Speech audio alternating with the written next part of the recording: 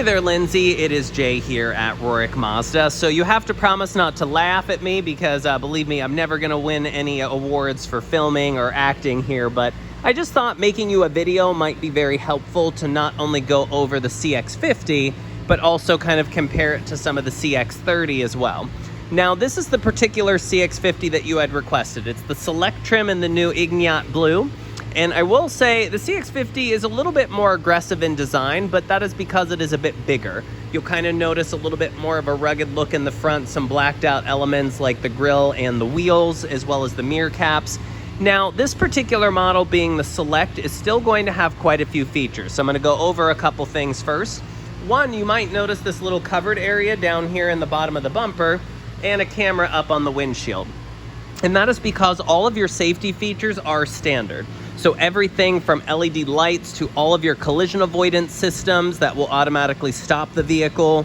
The vehicle can help steer back into the lane if you're drifting. You have the adaptive cruise control with stop and go, which means the vehicle can drive itself in traffic. Advanced key will be another. You just walk up and grab the handle. It reads that you have the key and will unlock. Even things like, obviously, a backup camera will be standard. All-wheel drive is standard. Dual exhaust because you have a larger Sky Active engine standard. Even cross alert. So if you're backing up and it's not safe, the car will beep at you. And then blind spot monitoring is one of my favorites. Now, interior-wise, Mazda all is going to take a very similar approach to their interior, as they are really trying to compete head-to-head with things like Audi and BMW in their design. So you'll see that you're going to have some digital gauges there in the center. You have a 12-inch screen up on top of the dashboard, which is touch, but only if you're in Apple CarPlay or Android Auto, which are standard, by the way, and wireless. You'll see your dual zone auto climate system, and then that is going to be the dial that controls everything up on the screen as you're driving. Now, seating surface here in the CX-50 is going to be a mix, meaning that it's going to be about, I'd say, maybe 40% leather, and then this middle portion with that stripe is done in a stain-resistant, very textured cloth. So kind of a cool sort of double seating surface, if you would. Now, of course, I could sit here, go over a few additional things, like, for instance, a Pioneer audio system is standard in this vehicle, but mainly just kind of wanted to overall give you an example of the vehicle itself. And if we walk over to, let's say, like a CX-30 here, and I'll just use this white one right here as an example. This level is going to be called the preferred level, and it's directly competent towards that Select we had just looked at.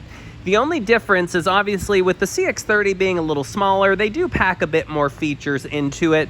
So for instance, where that one in the CX-50 had manual seats, this one will be power seats, and then it will also have a memory function, so it can memorize up to 2 positions, so that way if someone drives your car, you just hit a button and it recalls your seat and everything. And then also, kind of nice for Pittsburgh, it's not a make it or break it for many, but that particular CX-30 does also have heated seats. The good news is both vehicles have remote start systems. So for instance, you just download an app on your smartphone and you can lock or unlock the car. You can remote start it all from your phone. But what I'm going to do is, I noticed that one I originally started didn't have a key box, so I'm just going to use this one. And you'll notice the interior-wise is going to look very similar to the CX-50. It's just kind of like a Honey, I Shrunk the CX-50 car. So you'll see 10-inch screen up there on the dash, still same digital gauges, still same very clean horizontal look, and still same dial behind the shifter, though you will notice that these seats are all leather. They are not sort of a mix like a leather cloth. And then you'll see those power buttons, the memory seats, still same dual auto system with the heated seats that you'll see there as well. So you do pick up a little bit more features in the CX-30, but it is at a sacrifice of space. I would say that the CX-30s are more equivalent in size to a very, very tall hatchback than they would be kind of like an SUV. So a lot of it will depend upon maybe what your needs are, and of course, what vehicle prior, unfortunately, got hit parked.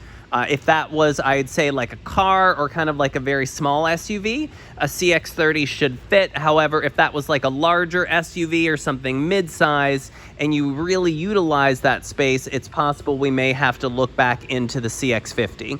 But I hope this information helps. I'm going to upload this video and get some more details over to you. Thank you again.